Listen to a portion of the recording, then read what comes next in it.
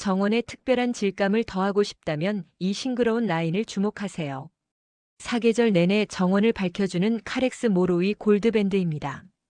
흔히 골드밴드 사초라고 불리죠. 둥글고 단정한 형태로 자라서 지저분해 보이지 않아요. 이름처럼 진녹색 잎 가운데 선명한 황금색 무늬가 특징입니다. 상록 단연초라서 겨울에도 관상 가치가 높아요. 추위에도 아주 강해 중부지방 노지 월동도 가능하죠. 강한 햇빛보다는 반그늘을 좋아해서 나무 아래 같은 그늘진 곳에 심으면 더욱 건강하게 자랍니다. 흙은 촉촉하게 유지해주되 배수가 잘 되어야 해요. 이른 봄, 묵은 잎만 정리해주면 되니 초보자에게도 추천해요. 화단 경계나 그늘 정원 그라운드 커버로 당신의 공간을 특별하게 만들어 보세요. 새벽녘 정원을 거닐다 보면 잎사귀 위에 보석처럼 맺힌 물방울을 만날 때가 있습니다. 이슬과는 조금 다른 잎 스스로가 만들어낸 맑고 투명한 물방울. 중세시대의 연금술사들은 이 신비로운 물방울에 매료되었습니다.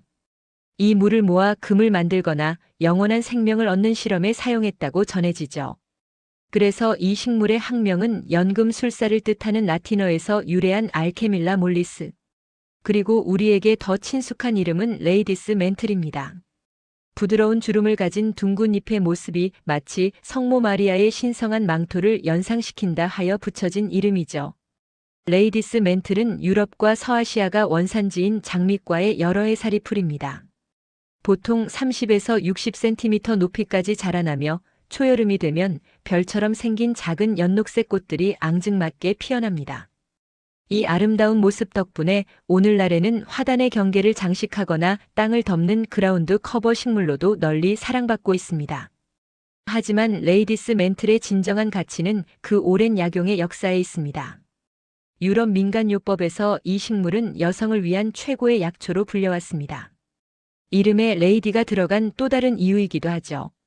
생리통을 완화하고 불규칙한 주기를 조절하며 출산 후 여성의 몸이 빠르게 회복되도록 돕는 효능이 탁월했기 때문입니다. 뿐만 아니라 강력한 수렴 및 지혈 작용을 합니다. 이 효능은 상처의 출혈을 멎게 하거나 코피, 잇몸 출혈을 완화하는 데 사용되었고 소염 작용 덕분에 설사를 멈추게 하거나 입안의 염증을 가라앉히는 데도 효과적이었습니다. 단 강력한 효능을 지닌 만큼 주의할 점도 있습니다. 임신 중에는 복용을 피하는 것이 일반적이며 약용으로 꾸준히 사용하고자 한다면 반드시 전문가와 먼저 상담하는 것이 안전합니다. 그렇다면 이 유용한 허브 어떻게 활용할 수 있을까요? 가장 대표적인 방법은 바로 허브티입니다. 잘 말린 레이디스 멘틀의 잎과 줄기 한 작은술을 찻잔에 넣고 뜨거운 물 약 200ml를 부어주세요. 그리고 5분에서 10분간 천천히 우려내면 몸과 마음을 편안하게 해주는 허브티가 완성됩니다. 맛은 약간 떫으면서도 부드러운 풀향이 나는 것이 특징이며 하루 한두 잔 정도가 적당합니다. 차를 진하게 우려낸 뒤 식혀서 외용제로도 사용할 수 있는데요. 상처 부위를 세척하거나 가려움 같은 피부 트러블이 있는 곳에 스포로 활용할 수 있습니다. 구내염이 생겼을 땐 이 물로 입안을 헹구는 가글로도 아주 좋습니다. 요리에도 아주 가끔 사용되는데 갓 돋아난 어린 잎을 샐러드에 소량 곁들이기도 합니다. 하지만 약용 효과에 집중된 허브이므로 식용으로는 소량만 사용하는 것이 좋습니다. 레이디스 멘틀은 중세 수도원의 약초원에서 귀하게 길러졌으며 성모의 풀이라 불리며 여성들을 치유하는 상징적인 식물이었습니다. 시간이 흘러 오늘날에는 영국의 전통적인 코티지 가든에서 장미나 라벤더 같은 꽃들과 어우러져 고전적이면서도 자연스러운 아름다움을 더해주고 있죠. 이토록 여성과 깊은 관련이 있는 레이디스 멘틀의 꽃말은 여성의 사랑, 보호, 그리고 치유입니다. 그 이름부터 효능, 그리고 꽃말에 이르기까지 마치 상처받고 지친 모든 여성을 따뜻하게 감싸 안아주는 듯한 식물, 바로 레이디스 멘틀입니다. 알록달록 오묘한 색깔이 정말 신비롭죠. 포도 같기도 하고 블루베리 같기도 한 이 식물의 이름은 바로 개머루입니다. 우리가 아는 머루와 비슷하지만 야생성이 강하다는 의미로 접두사계가 붙었습니다. 또 다른 이름은 사포도인데요. 뱀사포도포. 길게 뻗어나가는 덩굴 모양이 마치 뱀 같다고 하여 붙여진 한방 이름입니다. 개머루는 우리나라 산과 들, 숲 가장자리에서 흔히 자라는 낙엽성 덩굴 식물입니다. 잎은 보통 이렇게 3개에서 5개로 갈라지고 여름에는 작은 연녹색 꽃이 핍니다. 그리고 가을이 되면 이 식물의 진짜 매력이 드러나죠. 열매가 처음엔 청록색이었다가 점점 남색, 보라색 등 여러 빛깔로 익어갑니다. 이 아름다운 모습 때문에 관상 가치가 높아 자연형 정원을 꾸밀 때 활용되기도 합니다. 그런데 이렇게 예쁘고 포도처럼 생겼으니 맛이 궁금해지는데요. 과연 먹어도 될까요? 잠깐. 아주 중요한 사실이 있습니다. 개머루는 일반 포도처럼 생으로 먹는 것을 권장하지 않습니다. 일부 종은 독성이 보고되기도 했고 정확한 식물 동정 없이 섭취하는 것은 위험할 수 있습니다. 그럼 이 식물은 어디에 사용될까요? 사실 개머루는 예로부터 귀한 약재로 쓰였습니다. 한방에서는 개머루의 줄기와 열매를 사용하는데 몸에 열을 내리고 독을 풀어주는 청열해독 작용이 뛰어나다고 알려져 있습니다. 또한 염증을 가라앉히고 통증을 줄여주는 효과가 있어 관절통이나 타박상 완화에 도움을 주고 종기나 피부염 등에도 보조적으로 활용되었습니다. 현대 의학적으로도 플라보노이드 같은 항산화 성분이 보고되었지만 약용으로 사용하려면 반드시 전문가와 상담해야 합니다. 전통적으로는 덩굴이나 줄기를 잘라 물에 넣고 푹 달여서 약으로 마셨고 열매는 잘 말려서 다른 약재와 함께 사용했습니다. 민간에서는 술에 담가 약용주로 이용하기도 했죠. 이처럼 현대에는 직접 먹기보다는 약용, 관상용으로서의 가치가 더 큽니다. 개머루는 우리나라 전역의 사냐에서 자생하며 가을에 오색으로 변하는 열매 덕분에 사진작가들에게도 인기 있는 소재입니다. 또한 새들의 중요한 먹이가 되어 우리 생태계를 건강하게 유지하는 데 중요한 역할을 하기도 합니다. 비슷한 식물로는 우리가 잘 아는 머루, 그리고 왕머루 등이 있습니다. 정리하자면 개머루는 포도를 닮았지만 야생성이 강한 덩굴 식물로 뛰어난 약용 가치와 관상 가치를 지녔으며 생태적으로도 의미 있는 우리 식물입니다. 다만 그 아름다움에 취해 함부로 입에 대서는 안 된다는 점 꼭 기억해 주세요. 이토록 다채로운 색을 가진 이 식물 혹시 본 적 있으신가요? 계절마다 다른 얼굴을 보여주는데요. 이 식물의 이름은 바로 마삭줄입니다. 마삭줄. 이름이 좀 독특하죠? 말을 묶는 밧줄처럼 줄기가 질기고 길게 뻗는다고 해서 붙여진 이름이에요. 줄기가 삼나무를 닮았고 향기까지 좋다고 알려져 있죠. 싱그러운 초록빛과 하얀 잎이 어우러지다가도 어느 날엔 이렇게 사랑스러운 분홍빛으로 물들고 또 가을이 깊어지면 강렬한 붉은색을 뽐냅니다. 마치 단풍이 든 것 같죠? 하지만 마삭줄의 매력은 단순히 아름다움에만 있지 않습니다. 한방에서는 낙석등이라는 이름으로 불리는 귀한 약재이기도 하거든요.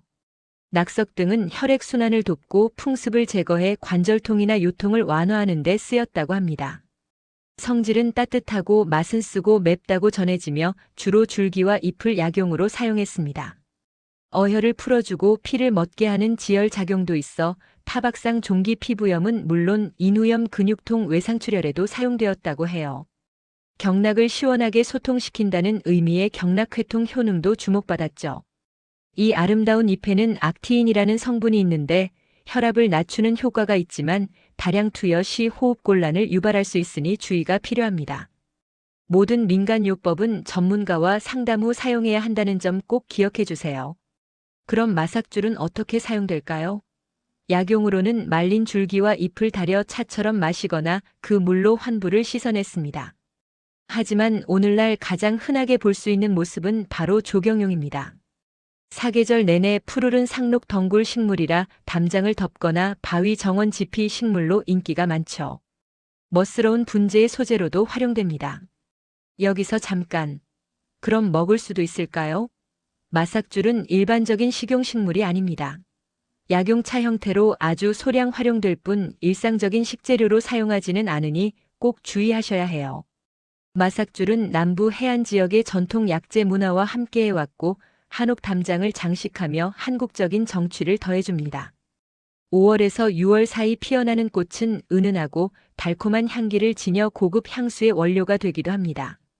특정 축제는 드물지만 정원 박람회나 약초 축제의 단골 손님이죠. 아름다움과 향기 그리고 이로움까지 모두 품은 식물. 여러분도 길을 걷다 마삭주를 만난다면 그 다채로운 색과 숨겨진 이야기에 잠시 귀 기울여 보는 건 어떨까요? 혹시 뼈가 약해져 걱정이신가요? 나이가 들수록 쑤시는 관절 때문에 고생하고 계신가요? 우리 주변에서 흔히 볼 수 있는 이 나무가 뼈를 붙이는 명약이라면 믿으시겠어요? 바로 딱총나무, 다른 이름으로는 접골목입니다. 왜 딱총나무라고 불릴까요? 어린 가지 속이 비어 있어서 입으로 불면 딱 소리가 난다고 해요. 옛날 아이들이 이걸로 딱총을 만들어 놀았대요. 하지만 이 나무의 진짜 가치는 다른 이름에 있습니다. 바로 접골목. 이름 그대로 뼈를 이어준다는 뜻이죠. 한방에서는 예로부터 골절이나 타박상 치료에 이 접골목을 귀하게 사용해 왔습니다.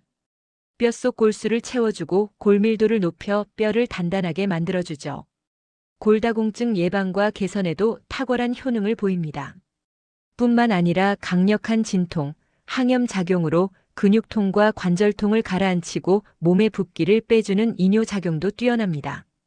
전신의 통증을 없애고 기력을 되찾아주는 천연 강장제라고 할 수 있죠. 그럼 어떻게 사용해야 할까요? 보통 말린 줄기나 껍질을 뭉근하게 다려서 차처럼 마십니다. 한 번에 4g 정도가 적당해요. 생가지나 뿌리도 약으로 쓸 수 있고 어린 수는 나물로 무쳐 먹기도 합니다. 잎이나 줄기를 삶은 물로 타박상 부위를 찜질하면 통증 완화에 도움이 됩니다. 꽃과 열매도 버릴 것이 없는데요. 5월에 피기 시작하는 이 하얀 꽃은 향이 정말 좋아서 차로 마시거나 바삭하게 튀겨 먹을 수도 있습니다. 유럽에서는 이 꽃으로 시럽을 만들기도 하죠. 7월이 되면 붉은 열매가 익어갑니다. 여기서 아주 중요한 점. 덜 익은 녹색 열매와 생잎에는 독성이 있으니 절대 그냥 드시면 안 됩니다. 반드시 완전히 익은 열매를 잼이나 술, 즙으로 가공해서 드세요.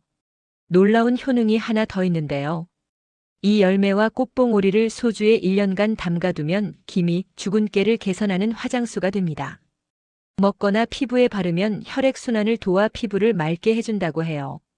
식물성 에스트로겐도 풍부해서 여성 건강에도 큰 도움이 됩니다.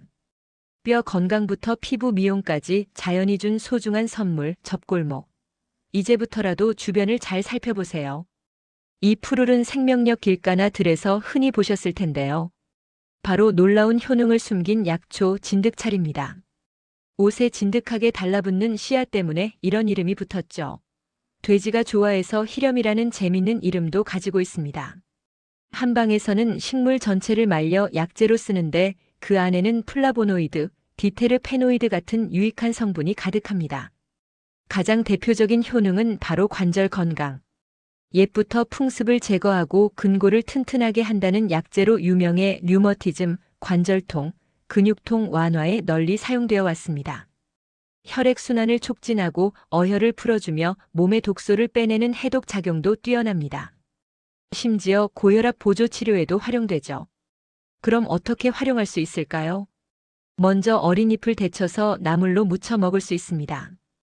된장, 마늘, 참기름을 넣고 조물조물 무치면 쌉쌀한 맛이 일품이죠. 식물 전체를 그늘에 말려 차로도 즐길 수 있는데요. 물 1리터에 말린 진득찰 10g 정도를 넣고 20분간 달여보세요. 꾸준히 마시면 관절과 혈액순환에 좋습니다. 말린 진득차를 소주에 담가 3개월 정도 숙성시키면 관절통에 좋은 약용주가 완성됩니다. 피부에 종기나 염증이 생겼을 땐 생잎을 짓지어 환부에 붙이기도 했습니다. 하지만 효능이 강한 만큼 주의해야 합니다. 과다 섭취는 설사나 복통을 유발할 수 있고 임산부는 절대 금물입니다.